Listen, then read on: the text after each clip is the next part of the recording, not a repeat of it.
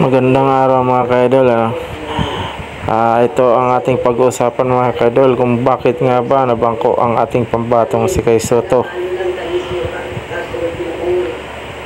Nagsalita na po ang coach ng Gilas mga ka-idol na kung bakit nabangko itong pambatong si Kay Soto. Ito nga daw po ay nagkaroon ng dalawang foul mga ka-idol. Ito po ay sapat na para ibangko muna si Kay Soto.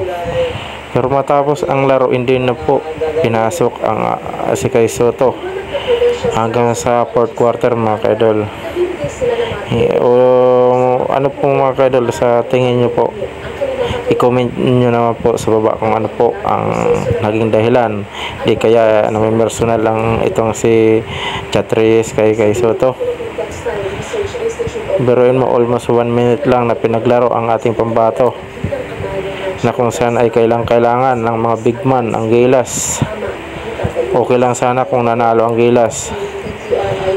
Kaya sana naman po, kung may personal kang galit kay Kay Soto, isang tabi nyo naman lang muna para sa ating bayan mga ka-idol, diba po? Ayan na po ang aking komento mga ka-idol. Patuloy po natin sa paybayan ang pambato natin si Kay Soto, maging sa mga international itong liga, dahil sa atin po lalong lumalakas po tayo kapag may mga kababayan po tayong nakikita na umaangat sa ibang sa larangan ng basketball mga ka-idol. Ito lamang po mga ka-idol ang ating komento. Maraming salamat po.